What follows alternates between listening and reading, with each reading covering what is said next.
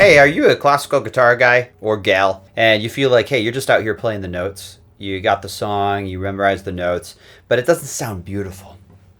You want it to sound beautiful. All right, come on, that's easy. Today I'm going to show you exactly how. The reason you're playing just the notes and it doesn't sound beautiful is mostly due to two factors, okay?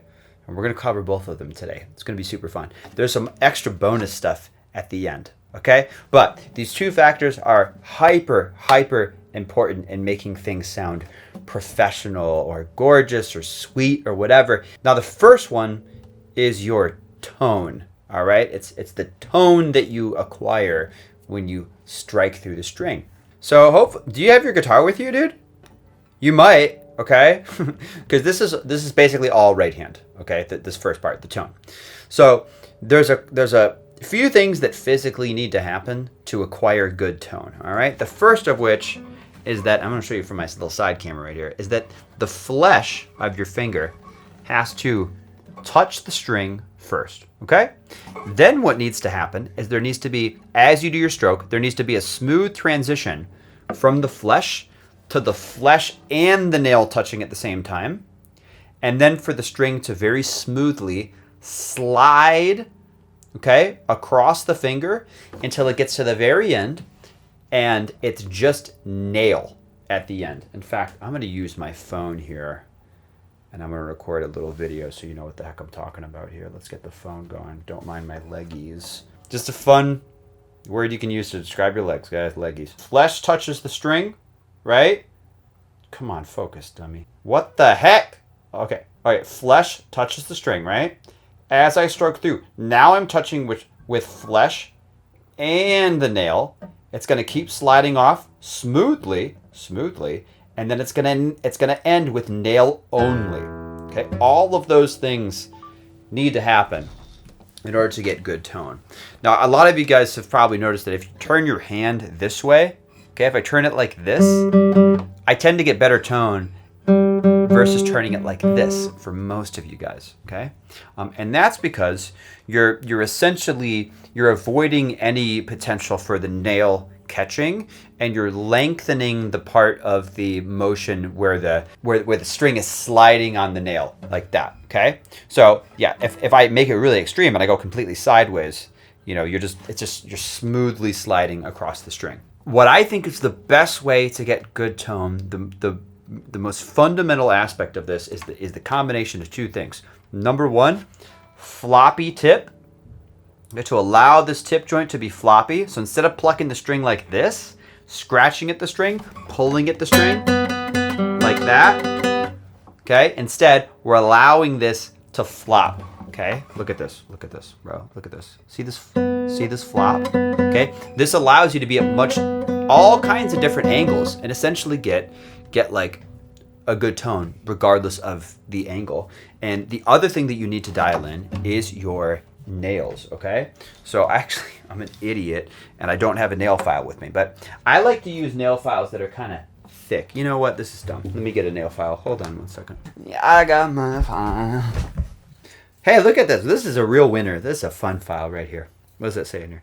Henry Ford Health Products. Good for Henry Ford. So what I like to do is I like to get a nice fat file like this. If you use a skinny one, I used to use a glass file. I actually had like a pretty expensive glass file. I'm not going to name the name of the company, okay, because I dropped it twice, or it might have been even 3 times, and it broke every single time. I don't use glass files anymore, not because they break, but because I can file my nails better with one of these.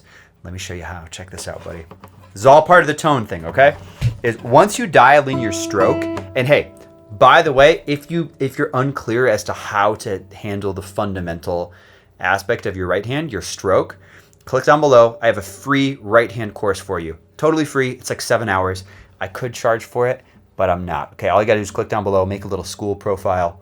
My free school group is so sick, and I go over nails and stuff super extensively in the course. And I recommend it not just for beginners and stuff, but especially for people who are kind of feeling stuck in more advanced or intermediate, okay?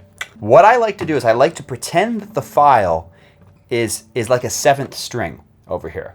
And what I'll do is I'll find my absolutely perfect stroke, okay, with a bendy tip, and I'll just do that on the nail file. It's kind of hard to see what I'm doing, but I'll just do that on the nail file. Sometimes I'll even tape the nail file to the guitar. That's what I recommend people do when they're starting out. I have not filed my nails like this. Oh, gotta find this perfect shape, dude, in so long, because this just works so much. It just works so much better, dude. And what you end up with is the perfect shape. You just end up with the perfect shape. I will say, at the end of it, it is good to round the edges out, because usually what you'll end up getting is a more flat nail. It's kind of like you're mowing the lawn or whatever. It's like the tall grass gets cut. So any point in the nail that's creating more friction on the nail file, which is a point that would get caught on the string, that's going to get filed down the most. So it kind of evens out everything based on the way that you're striking the string. Okay, so that's tone. Floppy tip, good nail is going to give you good tone. All right, so let's talk about the next aspect of beautiful playing. And this one's really common and a little insidious. And usually, you know, when I have people come to me and they say like, "Hey Sam, I got this song, but it just doesn't sound pretty. It doesn't sound beautiful. It doesn't sound flowy." This is what's going on. So I'm gonna play for you two little examples. All right, so I'm just gonna play. It's really simple melody on the B string. Okay, so let's say I do something like this, right? Something like this. Super simple, right? I'm gonna play it in two different ways, okay? I'll give you the A version and the B version. You tell me which one you like more, okay? Here's A. Here's B. I'll do it again. Here's A. Here's B. And I'm deliberately trying to keep the tone the same, trying to not do vibrato or anything pretty or whatever. Most of you guys are going to say B sounds better. Why does it sound better? Well, with A, I'm kind of prematurely cutting off each note before the next one. So what's going on is a note is ringing out, and then there's silence for a second, and then the next note is ringing out like this. I'll exaggerate it. Right? As opposed to the note ringing out right up until the next note. Boom. And then the next note happens. Watch. Here, there's no spaces. And then, of course, you can add things like vibrato and all that stuff, dynamics. That's like extra layers on top of these fundamental things, okay? Tone needs to be good, and especially this needs to be good. This sort of like staccato thing is always caused by one of two things, okay?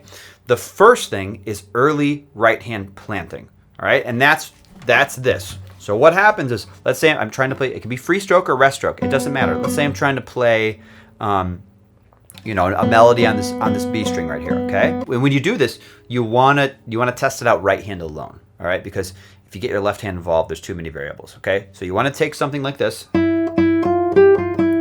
free stroke or rest stroke, it does not matter, and we're gonna do right hand alone, all right?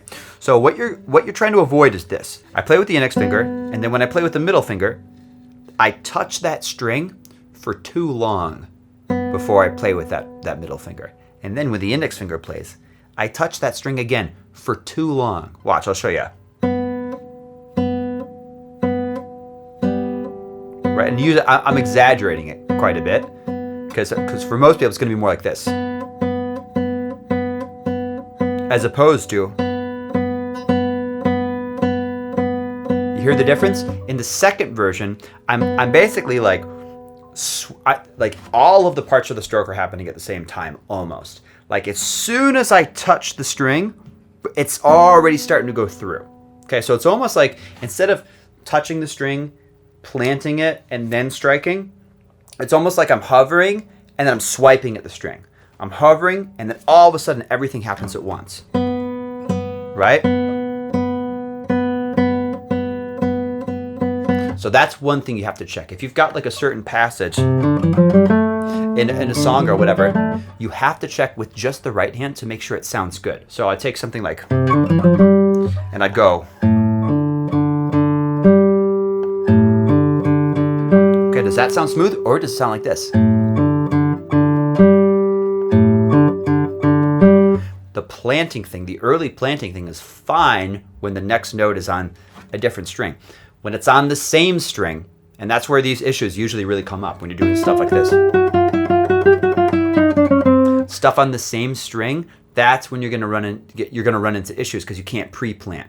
Now, if that's happening well, the only other thing left is the left hand, and it's a synchronization issue between the hands.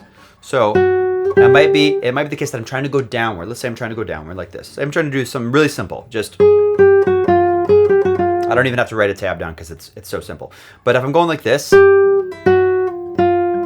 and I'm shifting to another note and then playing. So I'm playing this note, I'm shifting and then playing, I'm shifting and then playing, I'm shifting and then playing, I'm gonna get a choppy sound. Hear that? So my right hand's perfect. It's not gonna sound pretty. It's not gonna sound connected like.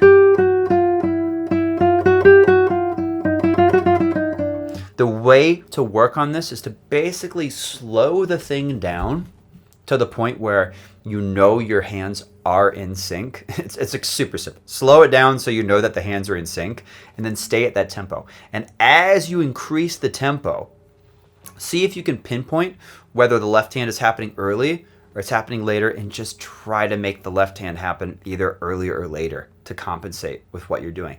That's all you really got to do. But when you do this, make sure that, like, when you take any passage, if you're trying to make it beautiful, just make sure that you have these fundamental aspects in place.